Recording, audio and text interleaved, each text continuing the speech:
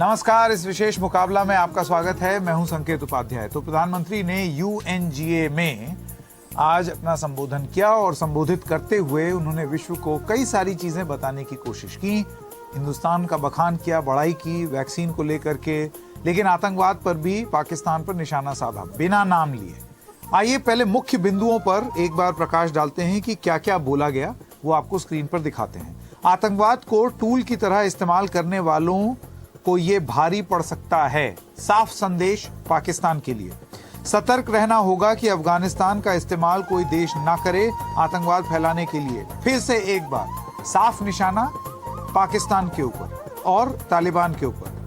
अफगानिस्तान में हमें अपना दायित्व निभाना होगा, यानी कि जो दायित्व है उसको निभाना बहुत जरूरी है। हमारे समंदर हमारी साझी विरासत, विस्तार और ताकत के जोर पर कब्जे से बचना होगा और बचाना होगा। यूएन को खुद में सुधार करना होगा। यूएन को लेकर कई सवाल खड़े हो रहे हैं। सीमित संसाधनों के बावजूद वैक्सीन विकसित करने में जी जान से जुटे, वो भारत की उन्होंने बात की। भारत में पहली डीएनए वैक्सीन विकसित कर ली है, एक और एमआरएनए वैक्सीन तैयार की जा रही है। दुनिया के ज़रूरतमंदों को फिर से वैक्सीन दे रहे हैं, यानी कि वो जो वैक्सीन मैत्री है उसके बारे में उन्होंने जिक्र किया। ग्लोबल चेन वैक्सीनेशन ज़रूरी है, ये एक बड़ा मुद्दा है। और भारत को सबसे बड़ा ग्रीन हाइड्रोजन हब बनाने में हम जुटे हुए हैं, और मैं उस देश से आता हूं जिसे मदर ऑफ डेमोक्रेसी कहते हैं। ये तमाम बातें हैं जो कि प्रधानमंत्री ने बोली। अब इनके जो अलग अलग पहलू हैं उनके ऊपर अब हम चर्चा करेंगे। जल्दी से चलते हैं अपने मेहमानों की ओर और उनसे बात करने की कोशिश करते हैं कि मायने क्या हैं जो प्रधानमंत्री ने बोला है उस पर।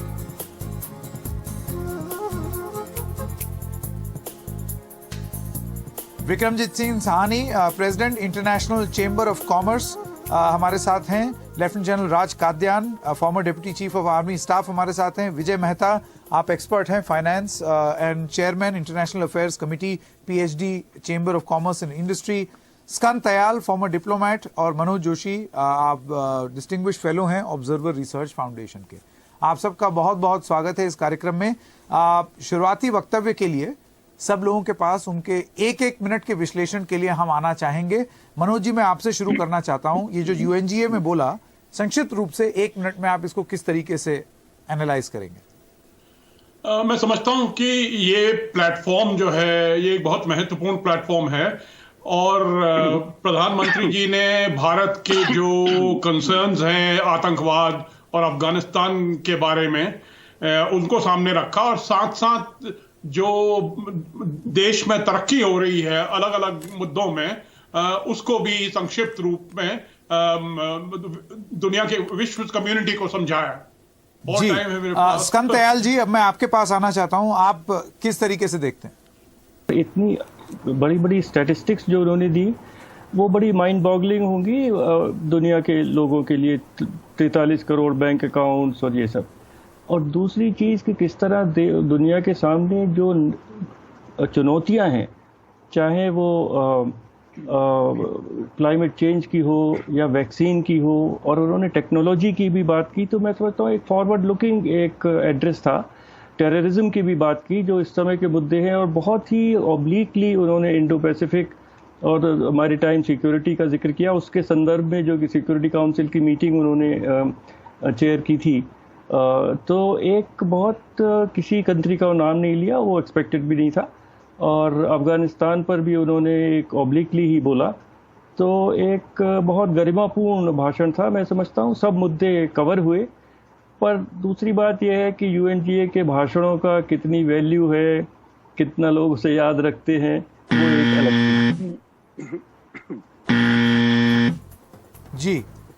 जी, स्कंद तयाल जी, आपका बहुत बहुत धन्यवाद। बने रहिए।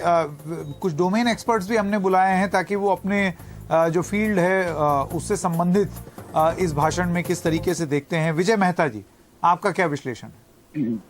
देखिए, एक बार फिर मोदी जी ने अपनी विश्व नेता की जो इमेज है उसको बिल्कुल ठीक तरीके से वहां पर और सुदृढ़ किया है। Not only he has gone and met, उन्होंने विश्व के जितने बड़े सीईओज हैं उनके अंदर जो उन्होंने इंडिया को मार्केट किया है, तो वी कैन लुक फॉरवर्ड कि वहां से अब बहुत बड़ी इन्वेस्टमेंट जो चाइना से पहले ही शिफ्ट हो रही थी वो इंडिया में और स्ट्रांग रूप से आएगी। दूसरा, उन्होंने अपने जितने भी पॉलिटिकल कंसर्न्स थे वो जिस तरीके से उन्होंने पाकिस्तान को वार्निंग दी, जिस तरीके से उन्होंने अफगानिस्तान को बताया और जिस तरीके से इंडो पैसिफिक में जो ओशन में चीन को एक तरीके का संदेश दिया, ये विश्व मंच पर बहुत ज्यादा इंपॉर्टेंट है। बिसाइड इसके कि उन्होंने भारत के बारे में अपनी जो एक डेमोक्रेसी और अपना जो स्ट्रेंथ है उसके बारे में बहुत बड़ा विश्लेषण विश्व के सामने प्रस्तुत किया है।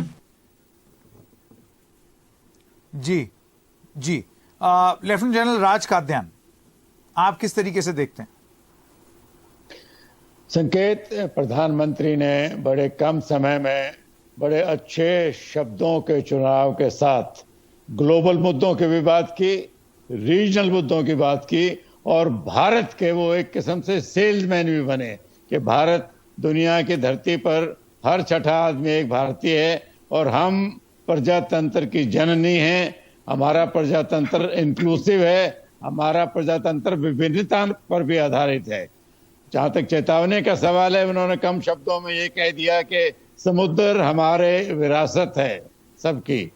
वो चीन की तरफ इशारा था, कोई शक नहीं है। पाकिस्तान को दो तीन बातें कही। पहला तो कि जो देश आतंकवाद को एक हथियार बना के अपनी नीतियां चलाते हैं उनको सावधान रहना चाहिए। दूसरा, उन्होंने प्रॉक्सी वार की जो आज के दिन पाकिस्तान अफगानिस्तान में चला रहा है। तो मैं समझता हूं बड़े कम समय में उन्होंने एक काफी बड़ा मैप कवर किया है। जी, मैं अब विक्रमजीत सिंह साहनी जी के पास आना चाहता हूं।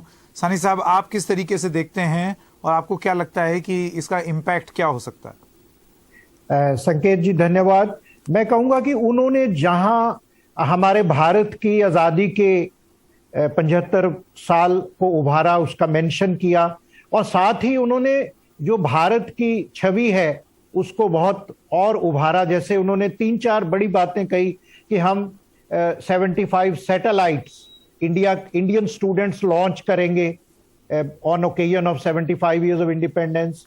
फिर पोल्यूटेड वाटर में हम क्या कर रहे हैं to compare this channel. DNA vaccine जो कोविड-19 12 साल के आयु के कम बच्चों के लिए बना है और डेमोक्रेसी के। तो इस तरीके के भारत की उपलब्धियों, भारत को एक power centre as a biggest powerful democracy,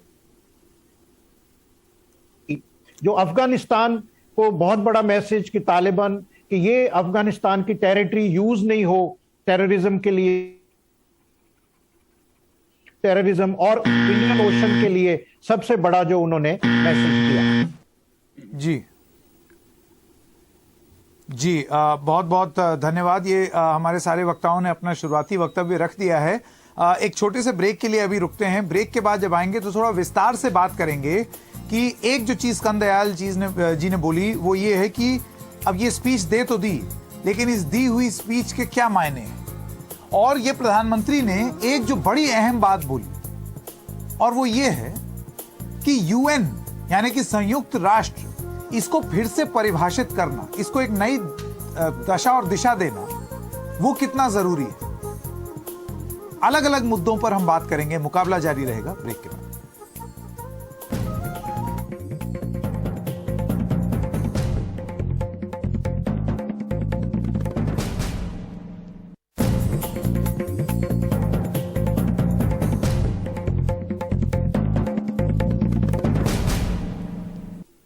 एक बार फिर से आपका स्वागत है। स्कंदयाल जी, मैं आपके पास आना चाहता हूं। प्रधानमंत्री ने बात की यूएन रिफॉर्म्स की।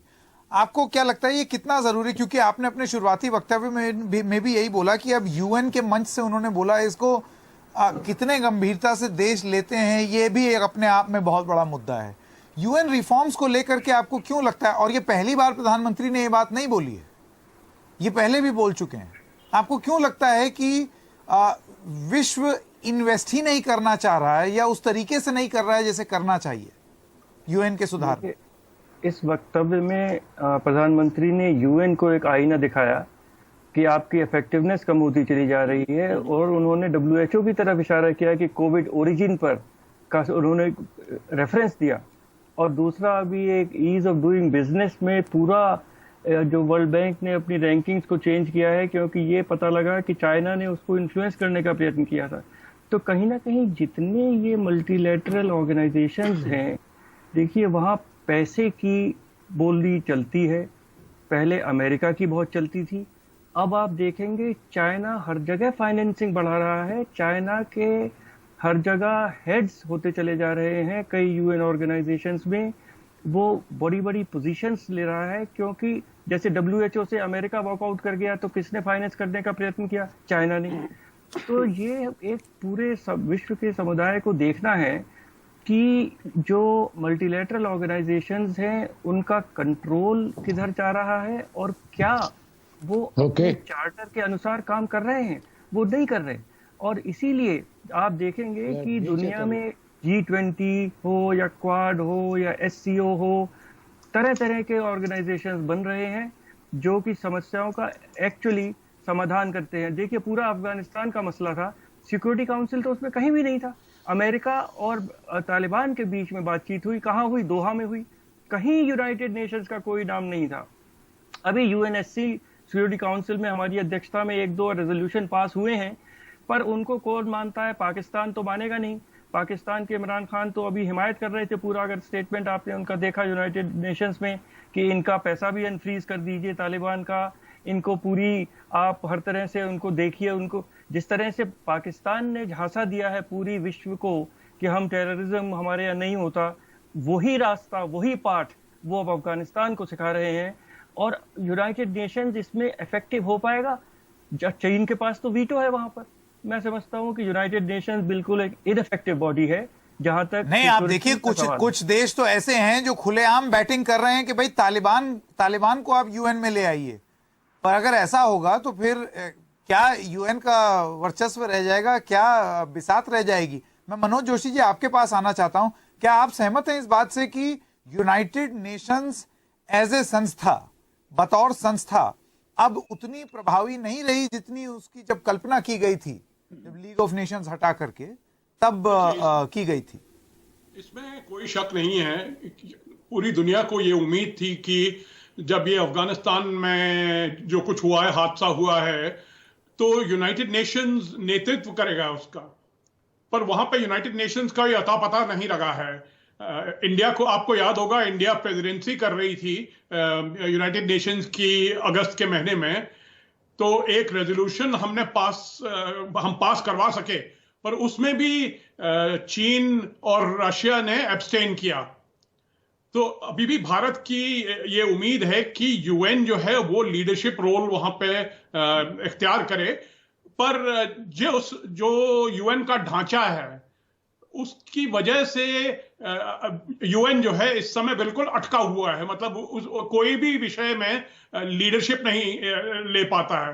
पर इसका रास्ता क्या है ये समझ नहीं आता है। त्याल जी ने मल्टीलैटरल ऑर्गेनाइजेशंस की बात की, तो अक्सर अब लोग देख रहे हैं कि प्लूरिलैटरल ऑर्गेनाइजेशंस काम कर सकते हैं या नहीं, कि मतलब जो छोटे मोटे कोलिशंस हर एरिया में बनाते हैं।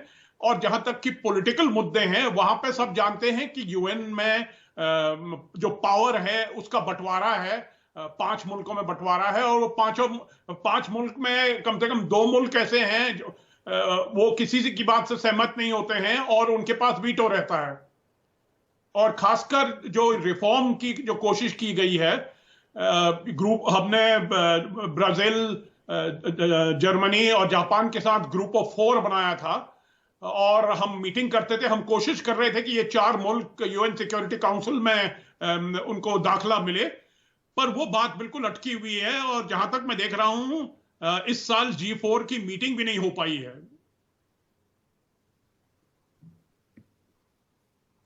विक्रमजीत सिंह साहनी जी, अब मैं आपसे एक बात जानना चाहता हूं। आज प्रधानमंत्री ने अपनी स्पीच में एक चीज का जिक्र किया जिसमें उन्होंने ना केवल हमारे वैक्सीनेशन ड्राइव का बखान किया, उन्होंने दुनिया को यह भी बोला कि कम मेक वैक्सीन इन इंडिया। आपको लगता है कि अगर ये ऐसा होता है तो ना केवल वैक्सीन संबंधित अर्थव्यवस्था, लेकिन वैक्सीन लग जाने के बाद अर्थव्यवस्था पर जो असर है वो भी बहुत प्रभावी होगा और उसमें भारत को एक बहुत ही अहम भूमिका निभा सकता है।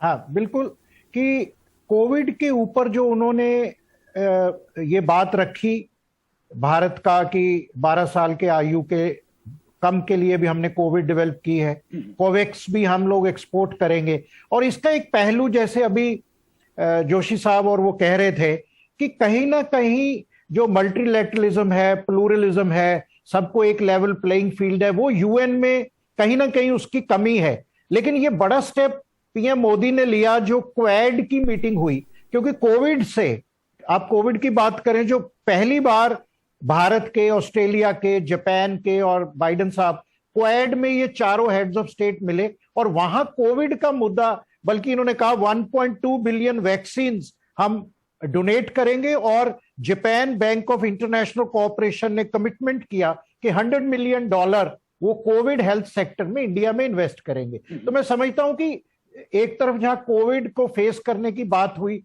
चाहे वो बायलैटरल में थी या क्वाड में थी, दूसरी तरफ जो इंडो पैसिफिक में चैलेंजेस हैं, बिकॉज दोनों ही, भारत भी और अमेरिका भी आरसेप का पार्ट नहीं है। जो regional cooperation of economic partnership है या ट्रांस पैसिफिक पार्टनरशिप है, उसमें दोनों भारत और अमेरिका उसमें नहीं है। तो क्वाड बहुत बड़ा डेवलपमेंट है और उसमें भी मेन मुद्दा कोविड का उठाया गया। बिल्कुल। विजय मेहता जी, आपसे भी इस पर एक बार जानकारी ले लें। ये जो वैक्सीन डिप्लोमेसी एक बार फिर से भारत ने शुरू की है, उसका भी जिक्र किया कि अब दुनिया को फिर से वैक्सीन देंगे। हमारी दिक्कतें जरूर थी वैक्सीन के प्रोडक्शन को लेकर के, लेकिन अब वो धीरे धीरे ठीक होती दिख रही हैं। आपको लगता है कि ये एक बड़ी अहम पहल होगी दुनिया की अर्थव्यवस्था को सुधारने के लिए? कैसे? सीधा सीधा लॉजिक है, वैक्सीन लगेगी, लोग कम बीमार होंगे तो काम ज्यादा करेंगे, ज्यादा काम करेंगे तो अर्थव्यवस्था प्रभावी रूप से चलेगी। इसके पीछे मैं देखता हूं कि एक और उद्देश्य ये है कि प्रधानमंत्री शायद ये सपना देख रहे हैं कि India should become the pharma capital of the world, क्योंकि आज जिस तरीके से इंडियन फार्मा कंपनीज ने अपनी कैपेबिलिटीज वर्ल्ड के सामने रखी हैं और जिस तरीके से जो इंडियन कोवैक्सीन की मेडिसिन जो हैं उन्होंने पूरी दुनिया में अपना नाम बनाया है और इंडिया में जितनी तेजी से कोई मोर देन अबाउट 80 करोड़ जो प्रधानमंत्री ने कहा उसकी प्रोडक्शन करके और यहाँ की जनता तक उसको पहुंचाया है। अब एक तो इससे कोवैक्सीन को इंटरनेशनल रिकॉग्निशन मिलेगी, जिसका एक बहुत बड़ा मुद्दा पिछले कुछ हफ्तों से वो चल रहा है, क्योंकि जब भी इंटरनेशनल ट्रेड और ट्रेवल खुलेगा तो कंट्री जब तक कोवैक्सीन को रिकॉग्नाइज नहीं करेंगी तब तक इंडियंस के लिए बड़ी लिमिटेशन है कि वो इंडिया से बाहर जाके और यूरोपियन या अमेरिकन कंट्रीज के अंदर विजिट कर सकें। और दूसरा ये है कि प्रधानमंत्री का ये हमेशा से रहा है कि कुछ क्षेत्रों के अंदर जो भारतवर्ष है वो जहां जहां उसकी कैपेबिलिटीज बहुत स्ट्रांग है वहां पे वो वर्ल्ड लीडर बने। और यहाँ पे कॉस्ट ऑफ प्रोडक्शन बड़ी कम है। अगर आप फाइजर की कॉस्ट ऑफ प्रोडक्शन देखें और इंडिया की कॉस्ट ऑफ प्रोडक्शन देखें तो उसमें जमीन आसमान का फर्क है।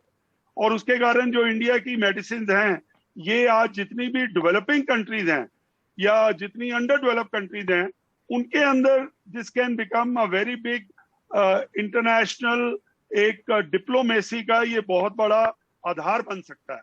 तो इस बारे में भी ये मुझे लगता है कि ये एक जो प्रधानमंत्री का मेन एफर्ट है, अगर मैं इकोनॉमिक एंगल से देखूं तो जो चाइना से इन्वेस्टमेंट विड्रॉ हो रही है वो इंडिया में मैक्सिमम आए और इंडिया चाइना के को रिप्लेस कर सके वर्ल्ड मार्केट्स के अंदर, ऐसा एक ऑब्जेक्टिव मेरी समझ में प्राइम मिनिस्टर के माइंड में है और जिसको वो धीरे धीरे, लेकिन उसके लिए बहुत ज्यादा मेहनत करनी होगी, क्योंकि ऐसा मान लेना कि चाइना का लॉस इज इंडियाज गेन पूरी तरीके से हो सकता है सटीक ना हो। ऐसी भी बहुत सारे लोगों की प्रतिक्रिया रही है। अब मैं मनोज जोशी जी और लेफ्टिनेंट जनरल काद्यान से दोनों से बारी बारी एक सवाल ये पूछना चाहता हूँ। एक बात कहूंगा कि अब जी मेहता जी। देखिए टेक्सटाइल के फील्ड में जितना एक्सपोर्ट इंडिया से हो रहा है, आज टेक्सटाइल में India is emerging as the world leader, and then you emerge as the world leader in pharma. You are already the world leader in software services. So look at the areas. नहीं which are देखिए, being, मैं आपकी बात सही है मेहता जी, लेकिन अभी चीन से सबसे बड़ी आर्थिक चुनौती भारत से ज्यादा तो यूनाइटेड स्टेट्स को है कि कहीं वो सबसे बड़ी इकोनॉमी ना बन जाए, और फिर वो जो वर्चस्व था अमेरिका का वो कहां जाएगा। मैं एक दूसरे मुद्दे पर भी आना चाहता हूं लेफ्टिनेंट जनरल कादयान और मनोज जोशी जी के पास, और उसका अर्थव्यवस्था और सुरक्षा दोनों ही दृष्टिकोण से बहुत बहुत महत्व है। लेफ्टिनेंट जनरल कादयान, प्रधानमंत्री ने कहा कि समंदर जो है वो हमारी साझी विरासत है और इसे विस्तार और ताकत से बचाना होगा। इस स्टेटमेंट को आप किस तरीके से देखते हैं? देखिए, आज के दिन किसी को शक नहीं है कि संकेत चाइना की तरफ था। चाइना ने साउथ चाइना सी को अपना बैकयार्ड बना रखा है, वहाँ पर आर्टिफिशियल आइलैंड बनाए हैं, छोटे छोटे देशों को डरा के धमका के अपनी मनमानी करता है। जब कोई इंटरनेशनल बॉडी डिसीजन भी लेती है, जैसे फिलीपीन के हक में लिया था, चाइना उसको नहीं मानता है। उस वियतनाम को उसने तंग किया है, उनके एक बोट भी मारा था उस बोट को, और ऑस्ट्रेलिया को भी तंग कर रहा है। तो संकेत प्रधानमंत्री का चाइना की तरफ था। क्वाड में जो 4 देश इकट्ठे हैं, अगर आप आपस में घुल मिल जाते हो तो उसकी एक ही वजह है कि आपके इंटरेस्ट आज के दिन कॉमन है, और चारों देशों का इंटरेस्ट, भारत चीन से तंग आए हुए है क्योंकि वो टेरिटोरियल स्टेटस को बदलना चाहते हैं, अमेरिका क्योंकि चाइना उनको compete कर रहा है, वर्ल्ड पावर बनना चाहता है, और ऑस्ट्रेलिया क्योंकि पाबंदियां लगा रखी हैं, और जापान क्योंकि ईस्टर्न चाइना सी सेंकाकू आइलैंड में कब्जा किए बैठा है। तो ये संकेत जो लेगेसी के जो विरासत का था, ये चाइना की तरफ इशारा था कि आप अपनी मनमानी जो कर रहे हैं उस पर दुनिया रोक लगाने की कोशिश कर रही है, और शायद रोक लगेगी भी।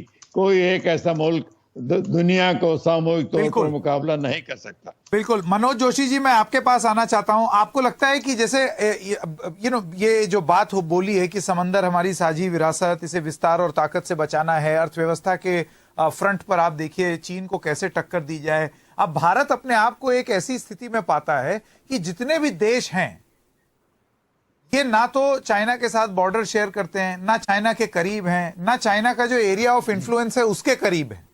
आसपास जो हो रहा है, भारत इन सब चीजों से प्रभावित हो रहा है। आपको लगता है कि ऐसे में कोई भी अगर रणनीति बनती है तो उसमें भारत का होना या भारत से ये उम्मीद रखना कि आप उसका सेंट्रल पॉइंट बने, वो बहुत जरूरी हो जाता है? देखिए, जरूरी तो हो जाता है, पर आपको यह भी मालूम है कि जहां तक की अर्थव्यवस्था है वहां पे चीन हमसे बहुत आगे है। तो सबसे बड़ी चुनौती हमारे सामने ये है कि किसी भी तरह हम अपनी जो अर्थव्यवस्था है इसको सुधारें, और तेज जो हमारा इकोनॉमिक ग्रोथ है वो कम से कम 1 या 2 दशक जो है कम से कम 10% तक पहुंचे, तब जाके हम चीन से टक्कर ले सकते हैं। पर उसका फायदा हमारे लिए यह है कि जहां तक कि महासागर है, हिंद महासागर है, अभी चीन को वहां पे टाइम लगेगा वहां पे हावी होना। अभी वहां पे महासागर में अमेरिका सबसे बड़ी शक्ति है, और भारत को भूगोल का अपना फायदा है। जो हमारा इंडिया का जो पेनिनसुला है वो इंडियन ओशन में ऐसे 2000 किलोमीटर आगे निकलता है, और चारों ओर जो है भारत की पोजीशन काफी वहां पे जो है मजबूत है। और अंडमान और निकोबार आइलैंड की वजह से जो मलाक्का की खाड़ी है उसके ऊपर हम नियंत्रण कर सकते हैं। तो जहां तक कि हिंद महासागर की बात है, मैं समझता हूं कि अभी भारत के पास टाइम है, वक्त है, पर इस वक्त को जो हमको इस्तेमाल करना चाहिए कि किसी भी हालत में अपनी जो हमारी जो आर्थिक व्यवस्था है इसको सुधारें और तेज कदम आगे को लें। जब तक ये नहीं होगा तब तक चीन से टक्कर लेना जो है बहुत मुश्किल होगा। संकेत जी, मैं एक सवाल मैं ये भी जोशी जी आपसे ये पूछना चाहता था, आपको नहीं लगता है कि जब हम क्वाड जैसी एक ताकत पर बल देते हैं, जी सानी जी आना चाहते थे। सानी जी, मेरा सवाल यही है, जब आप चीन से टक्कर लेना चाहते हैं, दुनिया के अलग अलग देश कह रहे हैं कि भाई चीन को काउंटर करने के लिए कुछ किया जाए, उसके बाद आप क्वाड बनाते हैं, लेकिन क्वाड में कोई एक देश बता दीजिए जो कि चीन से बिजनेस ना करता हो। सभी तो कर रहे हैं। नहीं, जैसे जोशी साहब ने कहा कि अब चाइना ने जैसे ये आरसेप बनाया, टीपीपी बनाया, फिर उनका ये वन बेल्ट वन रोड शामिल नहीं है। अब जैसे छोटी सी आइटम मैं बताता हूं, पिछले 2-3 महीने से हम सुन रहे हैं सेमीकंडक्टर्स की शॉर्टेज हो गई इंडिया में, फ्रेट शिपिंग वेसल की शॉर्टेज है, फ्रेट 5 गुना बढ़ गए। लेकिन क्वाड ने इन इश्यूज को फ्लैग किया। उन्होंने इंफ्रास्ट्रक्चर पे, जो रिन्यूएबल एनर्जी है, उस पे आज सिग्नेचर की, कल जो मीटिंग हुई थी। और ये जो हमारे हब्स हैं, Los Angeles, Mumbai, Sydney, Yokohama, उसमें climate change, clean bunkering fuel और फेलोशिप और इमर्जिंग टेक्नोलॉजीज, और साथ में ही जो सेमीकंडक्टर जैसी इसेंशियल कमोडिटीज है, उनका सप्लाई चेन बढ़ाने के लिए उन्होंने कदम उठाए। तो मैं समझता हूं कि चाइना ठीक है, हमारे भी, हम चाहते हैं कि ठीक है, चाइना के साथ हमें इकोनॉमिक रिलेशन, क्योंकि बहुत से बल्क ड्रग्स चाइना से वाइटल रॉ मटेरियल आता है, लेकिन एक डिप्लोमेटिकल जो इकोनॉमिक डिप्लोमेसी है, वो Quad is the answer to the growing influence of China. तो ये बहुत अच्छा